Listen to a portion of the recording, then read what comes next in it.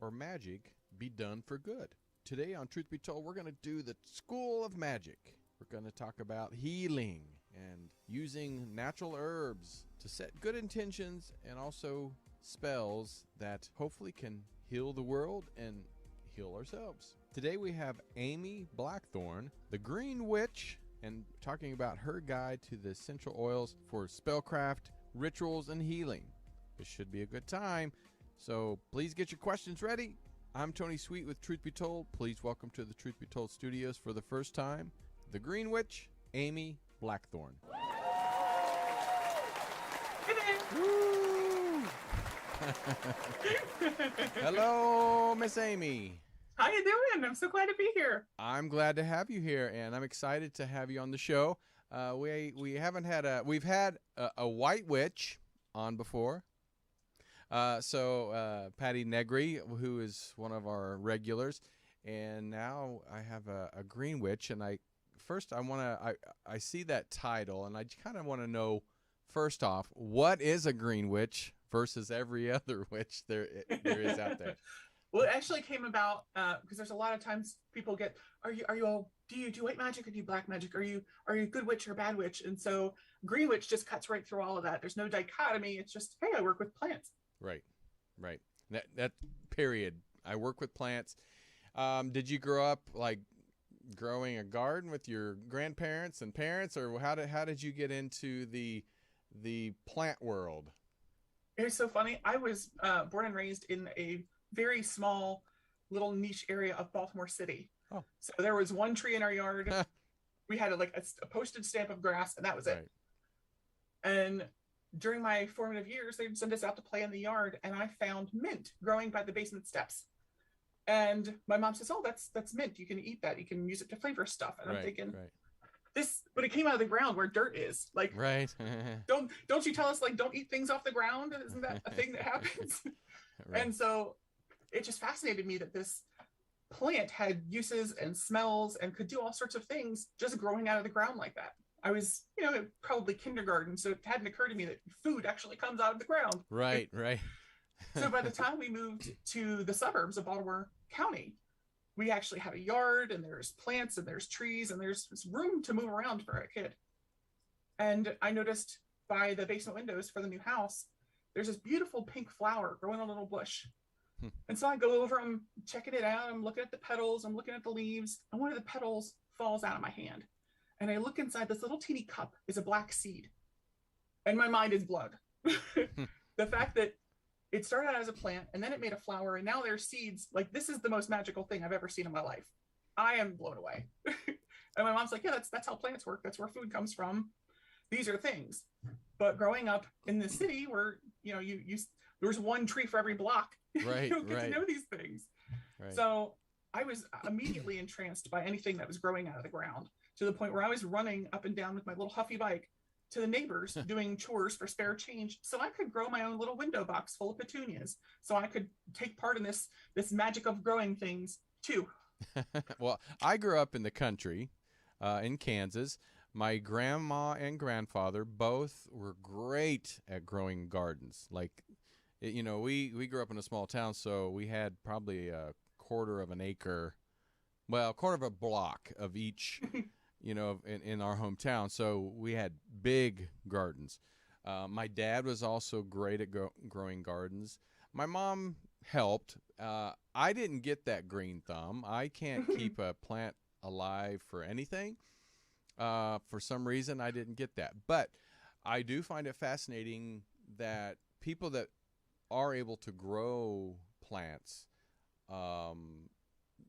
it does take a knack, and it does take a skill to be able to harvest and grow goods to sell and or to eat, for your family, or in your case, working with herbs and plants that you can use in spells and all that stuff. But we'll get into that here in a second. But so was your family, interested in growing gardens or plants, or no? Was Mama growing her plants in the house, or no?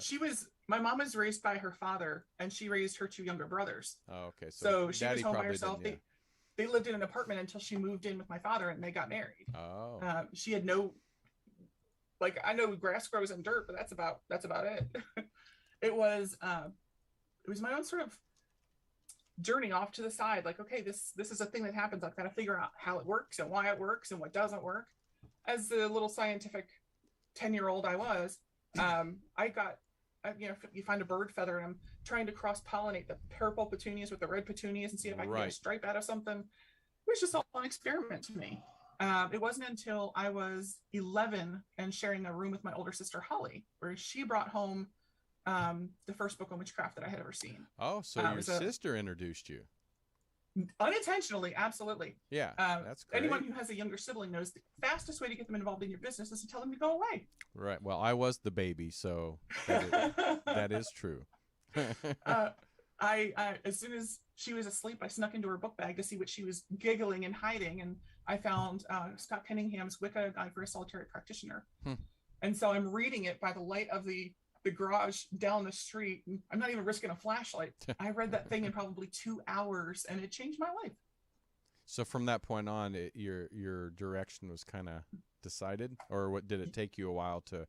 Oh no, the minute I realized the stuff that I had always thought as a kid had a name and it was a real thing, I was done. This is my life now. This is where we're going. Well, I mean, again, I don't know how old you are, and I'm not going to ask you. You're probably like 22. But, where I grew up, talking about witchcraft and anything of the sort was considered evil, was considered, a negative energy, evil, demon, all that stuff. What was it like in your house growing up? Was that something that was looked down upon, or was it encouraged to kind of seek your own path? We were sent to whichever church was closest to where we lived. They didn't. Yeah. My parents didn't care about denominations or anything. They're just like, okay, this will help you make a more rounded person. So go and do this on Sundays, and we'll see when you get done. They never went to church themselves. Right. So it was a free babysitter for part of the time on Sundays. And so, the last church that we went to was a Assemblies of God church. Oh, okay. And they were very they want everybody to go into the missionary service. They want, go and spread the word. And it's like, I don't feel like that's a kosher thing to do. I don't think that doesn't seem like a good thing. It just makes me feel like other people are doing the wrong thing. Everybody's got their own thing. Right. So I was very much leaning towards the part where this isn't quite what I'm looking for. And by the time I was feeling my way out, the books that I was finding felt like they filled that little niche that I needed. And so I'd still go with friends if they asked me to, but it was never the same. Right. I wanted the approval of the people who ran the church, but I didn't actually want to do the things that they wanted me to do. Right. It was a very interesting dichotomy. There was definitely some friction there. Well, like, as you know, I mean, do you verbally say now that you are a witch? Because because Wicca is definitely a religion type. I mean, that's so, a lot of, like I said, when was that point that you were freely saying, I'm part of the Wicca community? Probably, I came out to my family I came out of the broom closet at 15. Oh, at 15. I had already decided that this was important to me, that I was okay. Head over heels. I was all in. So I waited until my mother was busy cooking dinner, because then her hands are busy. Right. Keep her busy, and then I'll sneak it in there. Exactly. Well, so I sidle up to the stove. Mom, I'm a witch. She goes, oh, okay. Who called you that? Who called you that? she says, have you told your dad yet? Like, she's trying really hard not to react, and I can see this as an adult now. She's trying so hard to be supportive. Right. But her brain is just telling her this is a fad, and she'll get over it at some point. Right. So I go outside, and my stepdad is in the garden. He's building a little trellis for his clematis. And I walk over, I sort of sidestep over and say, so I'm a witch. And he says, oh, I dated a witch in high school. How was your day? Like, it was not even a thing. He was just like, okay. Wow. Okay. All right. Well, that was a good thing. That kind of at least started your footing off on the right direction. So, like I said, I'm not considering myself ever a witch. I consider I guess what went from religious to the spiritual side, the universe, And I believe, you know, a lot of the, like Jesus and stuff, I believe possibly we're here, and we're, you know, prophets and people, messengers or aliens or whatever you want to call them. I believe that, you know, they made an impact on the world, as you can see. But, you know, again, it's one of those things. It's like coming out of the closet type of thing, because it's, you know, you don't know how people are going to react. Well, one thing I wanted to bring up, because you've written how many books? I mean, there's the fourth one comes out in 2 weeks. That's Blackthorne's Protection Magic, and then the fifth one is Blackthorne's Botanical Wellness. That'll probably be January 2023. Wow. So, being a witch, and a good witch, what do you think about a lot of people dabbling in witchcraft that are not quite to the point of the understanding? You know, that people say, be careful with the Ouija boards, because if you don't really know how to handle, or what to ask for, or opening a portal or whatever, you know, be careful. What about witchcraft? Is that something that you also need to be careful with, or is it fairly safe? You need to be careful every day. I mean, you crossing the road, you do it improperly, you can get hit by a car. True. That is true. The idea is not that necessarily that you have to be afraid of every bits and pieces. We're all new at some point. Right. Whether it's, you know, buying a pack of birthday candles and making a wish over your birthday cake, or you're casting a spell to get a new job. There's people try and couch it in good magic versus bad magic. And the idea there isn't that this is all good or all bad or all anything. We're all just people. Right. If I cast a spell to get a job tomorrow because I need money, I need to make sure my family is fed, and I need that job, guess what? Every person who didn't get that job doesn't have a job yet. It's great for me, it's bad for them. So it's all a matter of perspective. Healing magic. I cast a healing spell because my friend isn't feeling great. Okay, that sounds wonderful. But if that friend has cancer and you're prolonging their suffering because you can't bear to be without them yet, that's harmful. So it's all, we can make our best calls with the best of intentions, but it comes down to what are the things that we're willing to do and not willing to do. That's why when I have classes, I've taught internationally, you know, I teach all over the place, and people try and talk about black magic. Like, no, that's couching in racist terms. White is not good, black is not bad. We're all just people. We're trying to make the best of a bad situation and trying to help the people around us. And that's really the best thing that we can do, is just try and be a good person. How far back does witchcraft go? I don't want to put you on the spot if you don't know, but but from your knowledge, what is your, you know, the history tell us about witchcraft? There's the prehistoric understanding of God, goddess, man, woman. Mm-hmm. That's all very nebulous, and there's a lot of associations and assumptions made about it just based on cave paintings. When people talk about Wicca, Wicca is thousands of years. No, it's from the 50s probably. Gerald Gardner said, okay, this sounds fun. This looks cool. Like, let's go do this in the woods, and started talking to people about it right as the witchcraft laws were being repealed. So the practice that we have today is definitely rooted in organized secret societies. Gardner really liked the way that stuff looked. Mm-hmm. Sounds fun. It's a little titillating. Say, there's people, and they're naked. Yeah, it's all very tongue in cheek. Right. So what we recognize now is probably been around since the 50s ish, but the intentions, the understandings, the associations, they can go back a bit further. There are magical alphabets that we use now that were originated in the 1400s. So the witch's alphabet you can find on little pieces of parchment paper and sold in witchcraft stores. It's a one-to-one letter cipher in English that was been around since the 1400s. So there's individual elements that go back pretty far, and then there's the stuff like, essential oils. Me talking about doing magic with essential oils. We didn't have a whole lot of that. Even, right. You know, in the mid 90s when I started practicing, you might find a spot in a catalog that had one or two oils, but now you can go in your local grocery store and get essential oils. And it's same with crystals. Mm-hmm.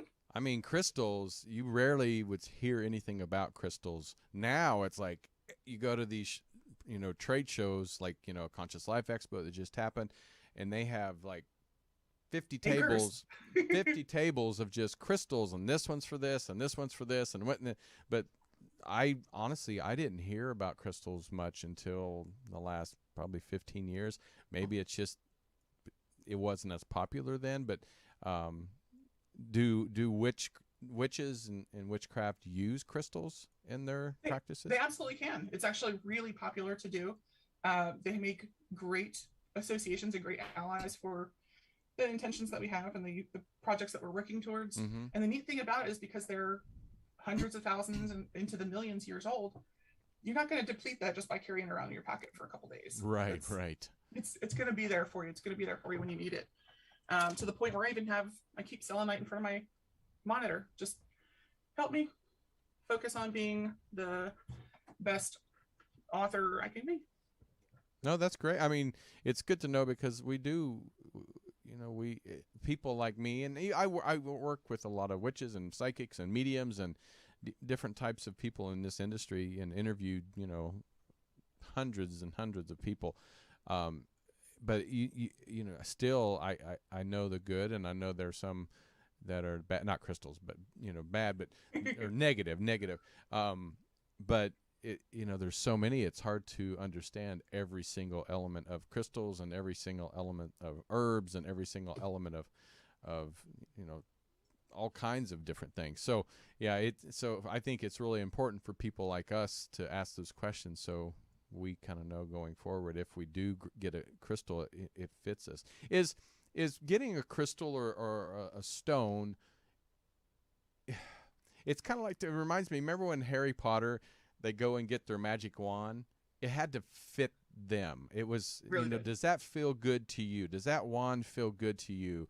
Does it, that it's almost like a soulmate? Can crystals or anything like that be the same? Is like sometimes certain stones are not meant for you versus this one is your soulmate when it comes to a stone? Absolutely. When we look at not just the type of stone, but the physical stone itself. So this individual Shivalingam came to my hand, and I love it, and it's perfect, and it's good. We're going to be friends forever. But a different size or shape or texture of Shivalingam may not appeal to me at all. Right. There's individual stones, aragonite. The personality of this particular stone and we don't jive. Like, you could be over there, right? And right. that's for other people to use. Right. I just, they feel snotty and like puffy, very full of themselves. I don't know how you put that to a rock, but apparently that's where we're at. Like a cat. Yes. Yes, indeed. Everybody's got their own personality. Right. The cat's like, love me, get away from me. Love me, get away from me. Yeah. Excuse me. I've had this cough for a month. I can't get rid of it. Witch, help me. For the people in the chat room, thank you already for asking questions. We're going to probably about 5-10 minutes. We'll ask those questions from the chat room. So hang in there. But thank you for the questions. All right. So we kind of went back and found out, where witches kind of came from, and what was one of the reasons why Wicca witches became about? Was because at that time, I'm sure there were so many different types of people in the spirituality world and religion really getting newly started when it comes to Christianity and all that stuff. Why do you think the Wicca began to really take hold and still around all these hundreds, thousands of years? I really love the way that it really embraces people in their heart to say, you know what, this is not something that's for me. This, I don't like my job, or right. I don't like my family being.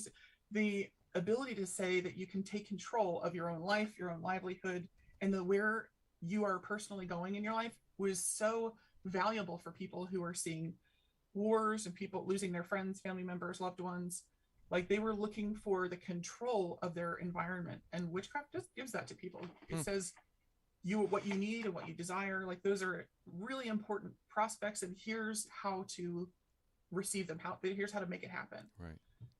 And so that's why it appeals to disenfranchised people. It appeals to teenagers. It appeals to people who are looking to take control of their life and to say, my will is important too. Yeah. It's not me first, it's me too. Like, I get to be in charge. We tend to take for granted the level of control we have as adults.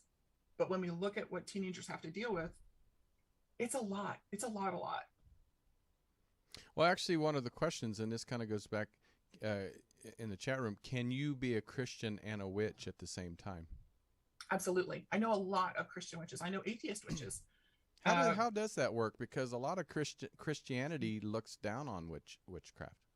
So how does that work? The line that gets taught out there is, "Thou shalt not suffer witch to live."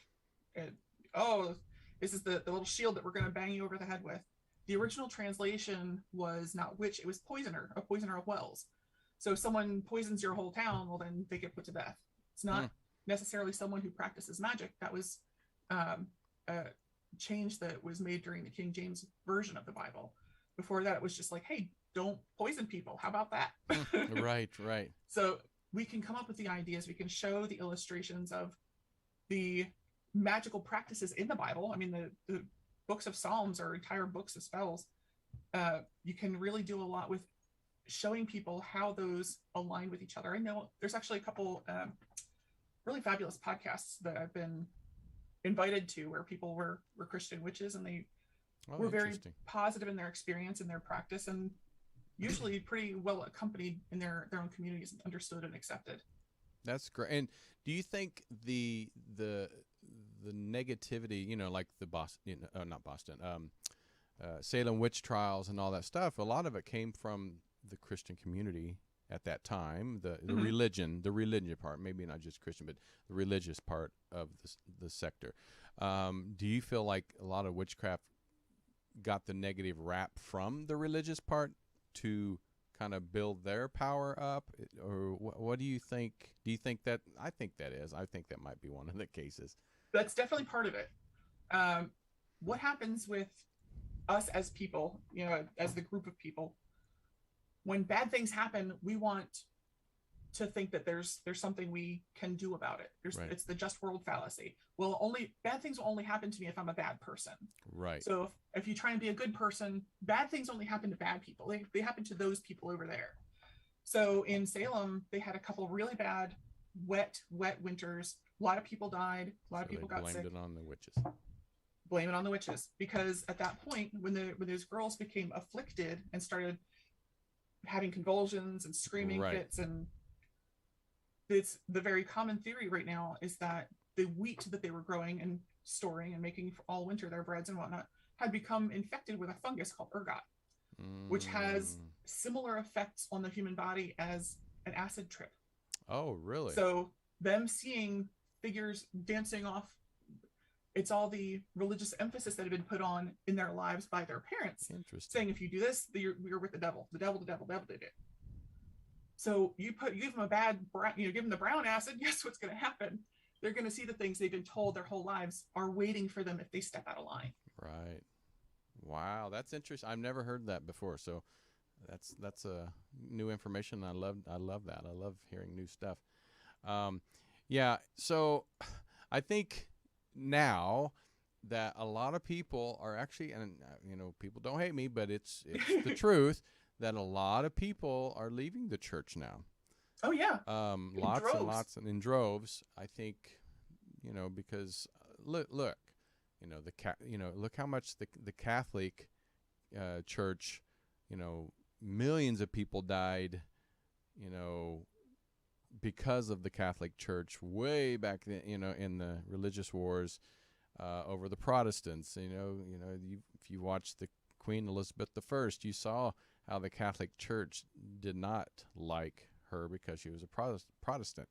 Mm-hmm. And so nowadays, people are seeing more the spiritual side, and it's not in Christianity. Don't get me wrong, there are amazing Christians, but there's a lot of leadership, just like in the governments, that teach people to judgment, and you're wrong and everything, trying to control people.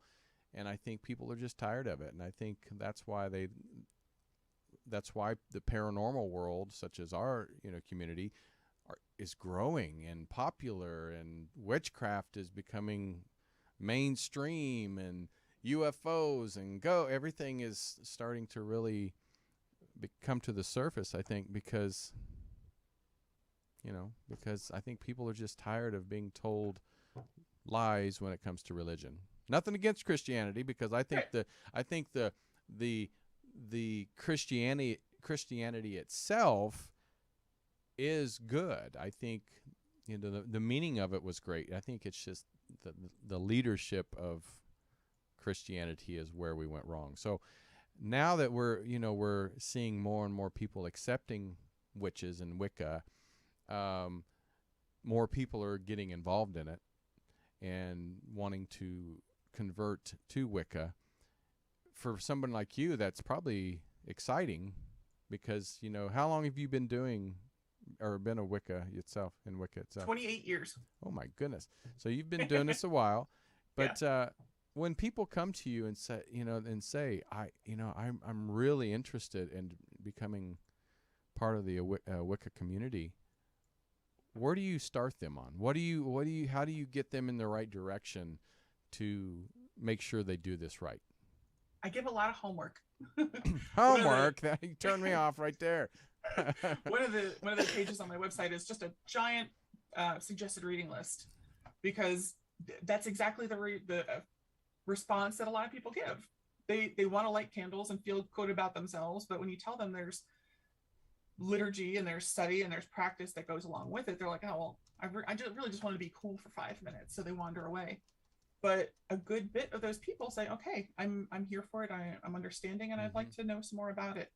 So every religion, anything that's popular has people who flock to it because it's popular at the moment. But there's more people than not say, hey, this has something to offer and I'd like to stick around. Usually it's somewhere on the umbrella of paganism that Wicca falls under. But each of those specific practices draws their own people. Everyone has their own ideas of what's important to them. So yeah, some people wander over to the crystal healing for a couple of years and they come back to check out the Kabbalah. Everybody's got their own spoke of the wheel that they like to hang out in, and mine just happens to be plants. There's a lot of work that we can do together as allies, and I don't have to hear talk. I can just talk to the plants. Right. Well, okay, bringing up the plants, I mean, that's kind of where we're heading anyway.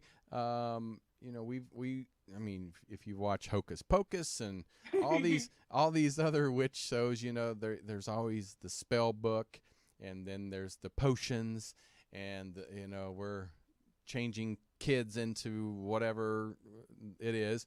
I mean, yeah, of course, Hollywood's always going to make it even more extravagant than it is, but when it comes to plants in your line of work, what can, as we know, plants can heal us in a lot of ways. I think a lot of the world's health problems could be solved with plants, as long as we're not kill them all before we find out the truth about certain diseases. But how can plants help us as a society, as a whole, the human race? How can something, we look outside our window every day and just see a green leaf turn into something that can save our planet? That's so great. It's a great question, because we take it for granted that we look out the window and there's that plant. Right. That plant could be a saguaro cactus in Arizona, or it could be an oak tree in the middle of Maryland. We take it for granted because we see it so often. That doesn't mean it's not special, and that doesn't mean it's not magical. We have this dichotomy that exists in our brains and in our society, where if it's magical, it's other, and if it's mundane and we see it every day, it can't possibly be magic. So it's over here, and those two things are separate, right? And they never come back together. That's not the case at all. The dandelion weeds growing in your sidewalk have the kidney cleansing, and they can flush out extra bile in your tear duct and all sorts of great stuff for your system. But we think because we don't want it in our yards, it must not be worth anything.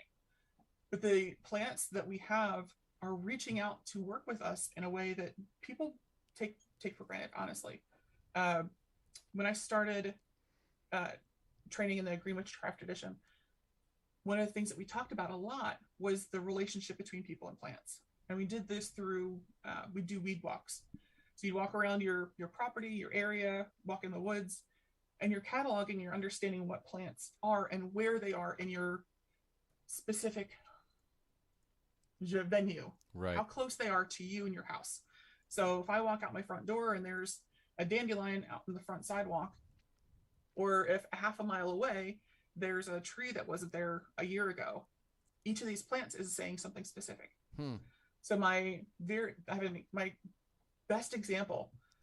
So every month I walk the boundaries of the property, make sure everything's okay. There's nothing that's not supposed to be there. Reinforce the protection and do all that stuff. And I noticed, this was 6 years ago, I'm walking around the edge of the property and there's a bunch of poke that popped up along one side of the fence. It had never been there before. It's in a shaded area, so it shouldn't have been there anyway. It's a full sun plant. It's considered a weed. If you're outside, you'll see this right around August. It'll get about 6 feet tall. It's got giant green leaves and it makes little purple berries on it. Kids make ink out of it and they play with, make potions. So it's a very common weed. I noticed this whole flank of it on one side of the fence. There it is. There you go. So this very specific plant, technically it's poisonous. It is poisonous. Oh yeah. So we So don't eat those berries. we take very good care with working with those. And I say, okay, well, if it's in the backyard, it's behind me, and it's poisonous, so it's a protective plant, because if a plant can protect itself, it can protect you. So your roses, raspberry, blackberry, all those canes, those are all protective magic. It's okay. It's behind me, protecting me for something I can't see. So what is it? So I have to go through my life and see where there could be some protective issues at hand. And I found out probably a week later, I had a stalker. It was a dangerous situation. I wound up needing to involve the authorities. They're serious business, but I would not have been alerted to the issue if Poke hadn't been like, excuse me, there's a problem here. You need to pay attention to this. If Poke hadn't reached out, if I hadn't had that attention to that part of my life, it might have taken a little bit longer before I realized the danger. And I'm very thankful to Poke at this point. I would say so. Yeah, no. That's interesting. Because like I said, growing up in Kansas, real small country town, we had dandelions everywhere, and there's not one person I know, which I'm surprised, even my grandmother, who grew up during the Depression, my dad was born in the Depression, they didn't use dandelions. I never heard about even using dandelions in salads and stuff like that until maybe 15 years ago. And I was like, dandelions? But what can dandelions do for you? I mean, how do you cook them? Do you have to cook them? Can you just pop them in your mouth? How do you do that? If you are a coffee drinker and you're looking to add a little bit more health benefit, a lot of people roast dandelion roots and blend it with their chicory coffee. So you get the flavor of coffee, get a nice energetic boost. Right. But this it supports your liver and your kidneys in doing their jobs and making sure we're clean enough to continue living. You don't have to go on dialysis. So it's very common to take as a tincture. So you chop up the root in little bits and put it in 100 proof vodka. So it's for 6 to 8 weeks, and you take a couple drops at a time, maybe in tea or in your other beverages, because it does not taste good. I was going to say, it's probably pretty bitter, isn't it? It is definitely bitter. Just the pinch of the leaves, you can see how bitter it is. Right. If you've ever tried to lick the sap or the milk. I've nibbled on it, and I was like, oh, God. Yeah, very bitter. So dandelion leaves you can throw in your salads with your arugulas and your other bitter herbs that you're adding for some flavor, but it's not the whole constituency of the salad, because again, that's very bitter. So you can eat the whole plant. The whole plant is very beneficial. You can put the blooms in your salads. It's really helpful for your liver and your kidney functions. All right, so we're going to get into some of these potions and stuff that we use with herbs and stuff like that. My biggest thing is, 150, 200 years ago, when maybe a lot of these herbs were starting to be used, they didn't have pesticides. They didn't have, all these poisons that we're putting into the air. How do we now, even though we're like, oh, this is good for us, like my dad, he used to take Roundup and spray dandelions. So how do we know even if it grows in our yard, how do we know somebody from before us did not spray or, put poison in the ground, and now we're eating poison? How do we know it's good for us? It depends on how old the property line is. So if you've had it for 10 years, right, you should be fine. Okay. You know whether or not you've used Roundup on it. Right. 10 years is the benchmark that the federal government uses to ordain organic or not. Right. So okay. When we go to our farmers markets and people say, "Oh, is this organic?" Not the thing. To be able to use the O word, the federal government charges those farmers an arm and two legs to be able to use the word organic before they even make a profit. Right. You have to sign over access to your property. The federal government could show up at 3:00 in the morning to make sure you're not putting pesticides on your stuff. And there's a lot of regulation that goes into it. It sounds great, but a lot of farms can't afford that. So rather than going to your local farmers market and saying, "Is this organic?" because they can't use that word unless they pay the government for it. Right. Instead, ask them what chemicals you use on this property. Organic doesn't mean lack of chemicals. It just means the stuff that they use has to be natural. So it's not necessarily a all or nothing venture. Right. So instead, get to know your local farmers. Ask them what they use, why they use it. Because honestly, I worked in greenhouses for 10 years. Those chemicals are really expensive, like really, really expensive. So your local mom and pop shop usually doesn't use them because they're expensive. And it really cuts into their ability to have a profit. Right. There are some products like apples that you're almost guaranteed that for them to have something used on them because they're such a fragile fruit. So the best thing I can tell you is get to know your farmers, first of all. 2, look at the age of your home and your land. You'll know a lot more readily whether they've been using Roundup or they've used anything like that. Right. And keep your yard as natural as possible. What we understand as a lawn is a monoculture left over from pre-French Revolution. Like, it was a way for people to say, "I own all this land and I'm so in control of it. We planted it a monoculture." Right. It's completely pointless. So a little bit of dandelion isn't going to hurt you. Is there something that's, say, like manure? I mean, that's a great fertilizer, natural fertilizer. But let's say that somebody 5 years ago used pesticides. Is there something that naturally we can spray on our lawn or add to the lawn that could actually help cleanse it faster?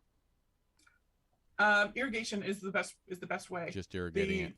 Yeah, the 10-year number talks about washing it down into the layers of the soil. Right. So fresh irrigation is great. If you live in an area where there's Japanese beetles, for example, people use either beetle bags or heavy sprays. Right. My favorite thing in the world, it's not a spray, it's not a bag. You can look in your gardening catalogs. They're called nematode sponges. It's a little sponge. You can cut it in a couple pieces.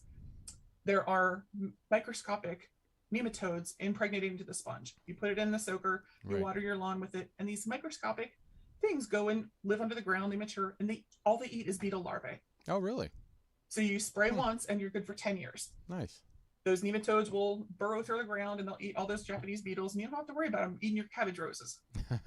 Right. There's always going to be a beneficial understanding and a beneficial balance.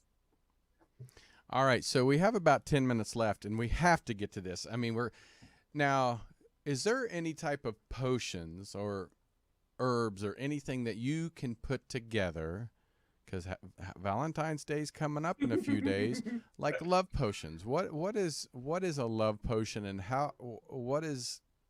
is there something you can make at home, or do you need to go to a witch to do this, or how does one make a love potion? So love potions are substances that are aphrodisiac. They arouse those feelings. Right. So one of the most popular ones, especially for Valentine's Day arena, is an herb called Damiana. It's an aphrodisiac. It gets put in wine, like a gentle mulled wine with this Damiana flavor, allows the people who ingest it to feel more amorous towards each other. It's very easy. It's very easy to do.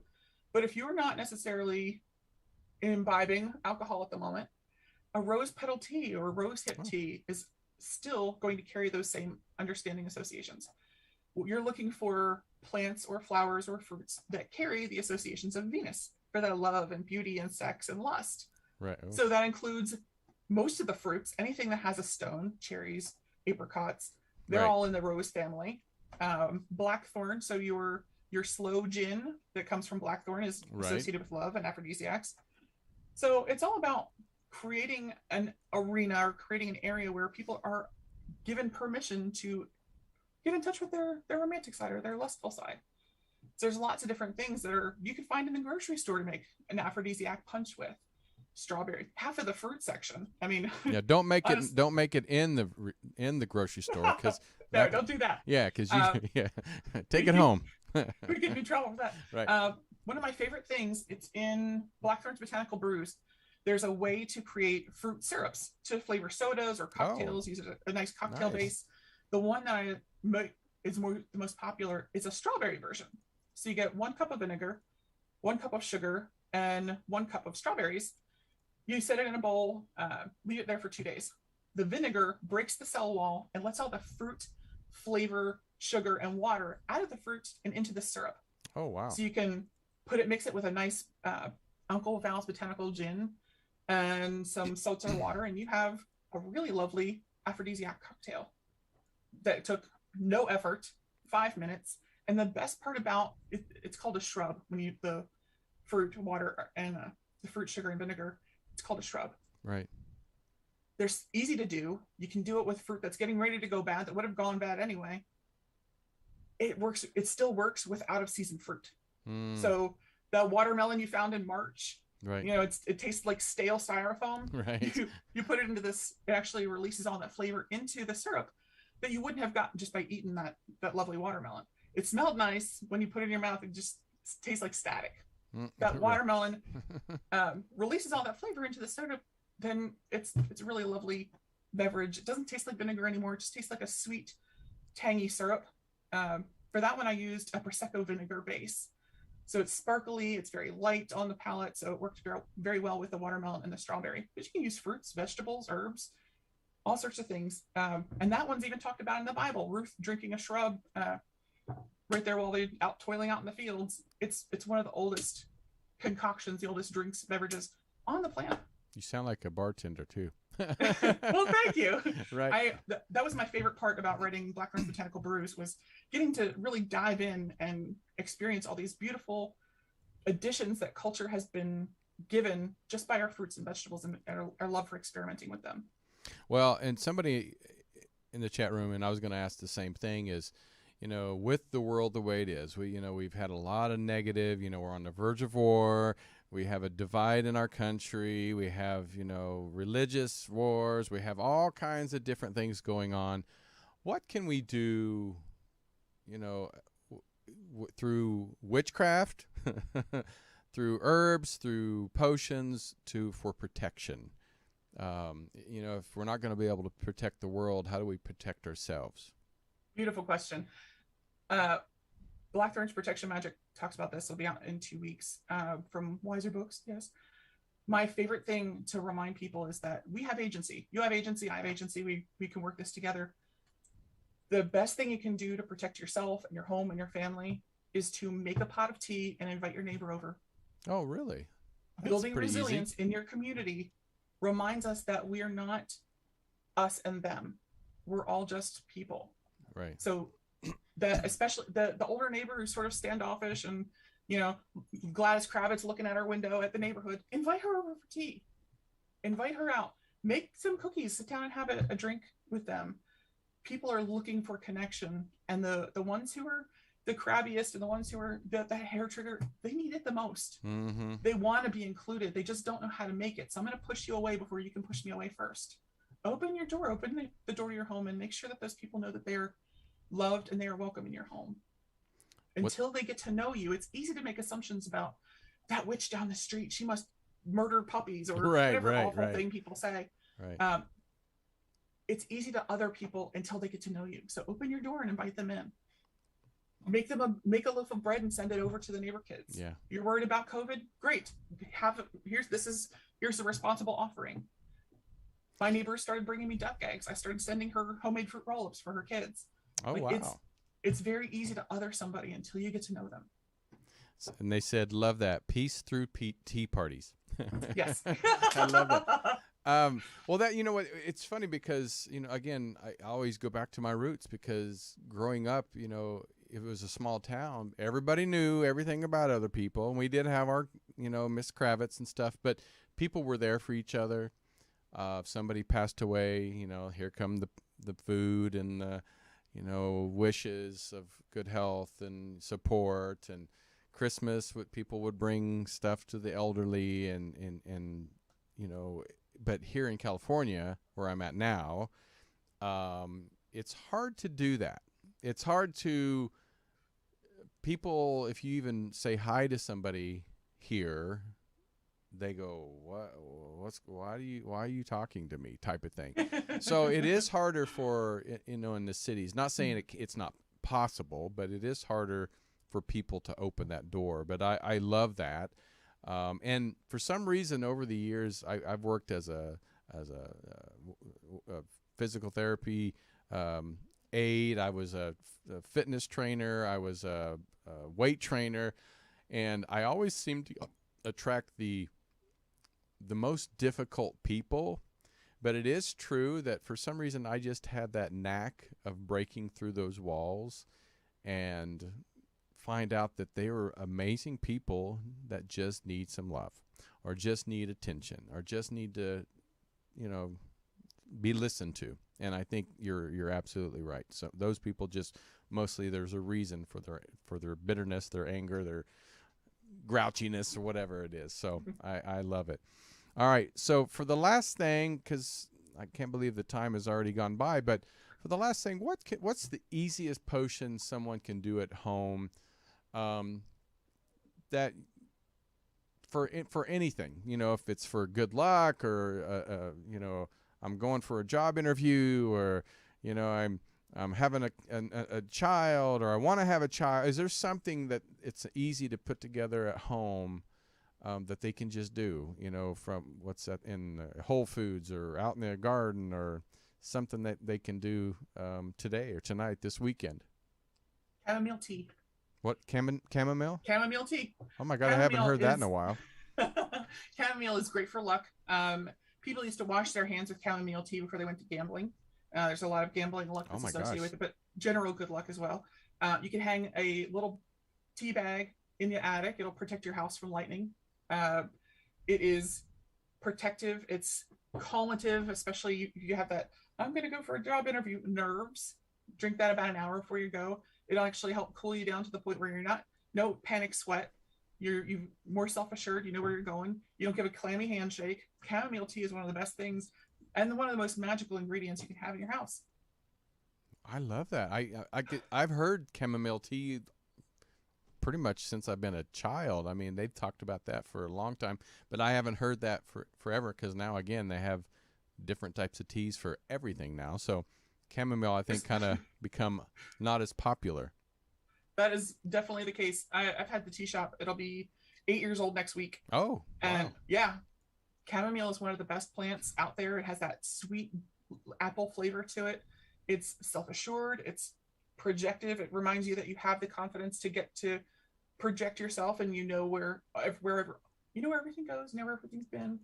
It's a great herb, and it's pretty universally safe. The only thing we say, you know, try not to take medicinal amounts of it if you're in the first trimester of a pregnancy, but outside of that, it's great for hypertension. It's great for all the sorts of little nibbly things that might be wrong with us. And it's a very self-assured plant ally. I'll have to try it. I will have to try it.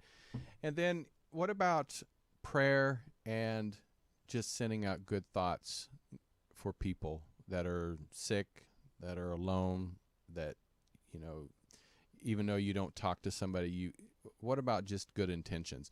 They're sending good thoughts to people.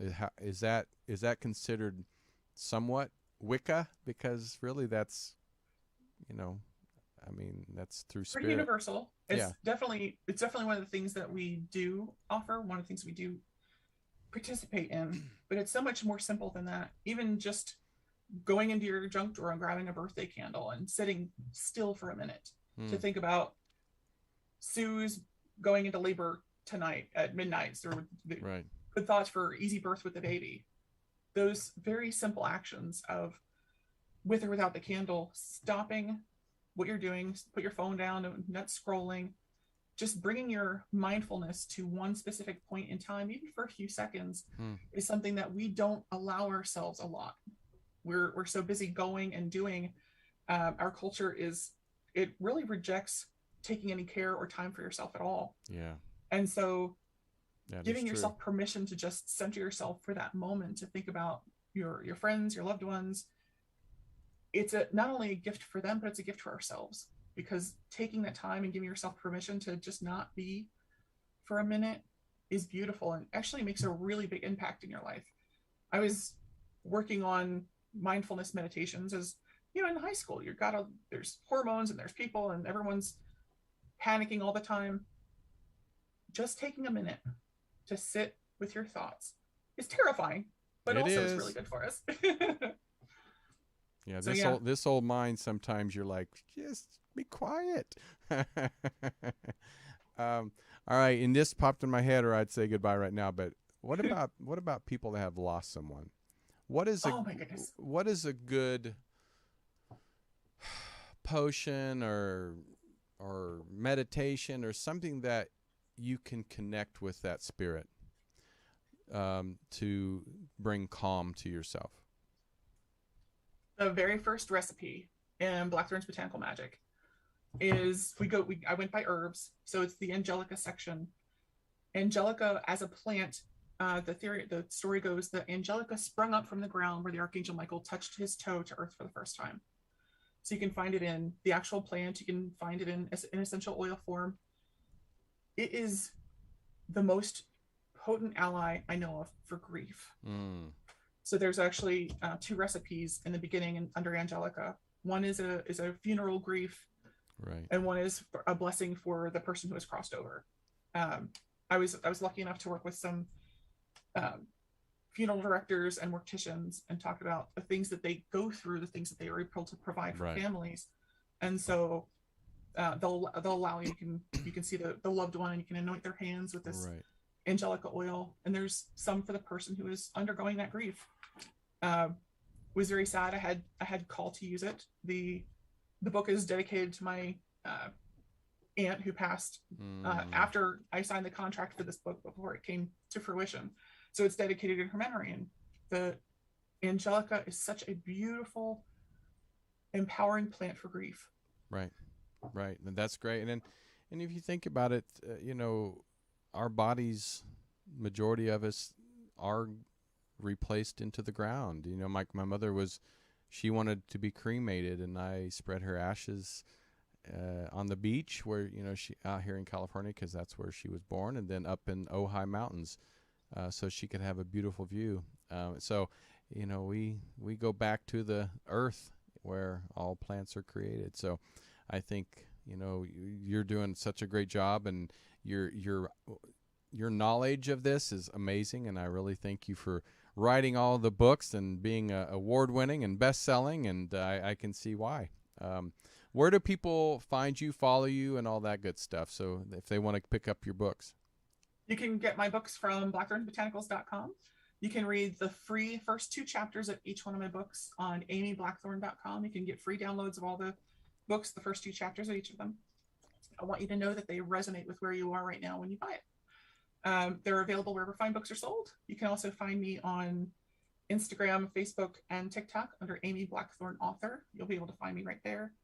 My email address is all over the place. If you ever have any questions, you want to understand something, you need some questions answered, you can send an instant message. You can really find your way to where you want to be.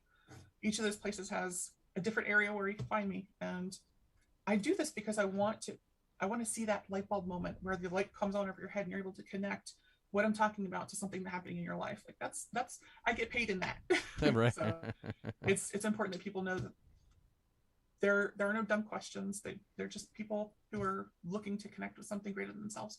And I see that you also have a class, a black magic class. Is that right? Or Blackthorne School of Magic. Yeah, School of Magic. There we go. There's lots of different video classes on there. You can download each one. There's some free resources on there that link you to my YouTube page where there's free classes on incense. There's all sorts of individual links under there. So. Oh, great. Thank you so much, Amy. And appreciate you always being a light for the world, because I can see that, with your knowledge, I can see that you're bringing joy to people and also answers. And so that's what I think human beings are constantly searching. So, well, thank you, everybody, for being a part of Truth Be Told. And thank you, Amy, for being here. If you guys would please share this show, leave a comment. Like I said, I loved hearing all kinds of comments just so I can improve and, tell me how amazing Amy is. And please support her. And please support Robert Hensley on Mondays at 3 o'clock with Minuteman Report. Bonnie Burkert with Truth Be Told Transformation. That's all your shamans and gurus and all that good stuff. Bonnie does such a great job. But and thank you for always joining me here on Fridays at 3 o'clock. Until next time, I'm Tony Sweet. Bye-bye. This has been another episode of Truth Be Told. Thank you so much for watching. Recorded live at UBN Go Studios in Burbank, California. Join us on social media. Facebook, Truth Be Told Radio. Instagram, Truth Be Told Paranormal. Go to Truth Be Told Worldwide for more information on upcoming shows. This has been another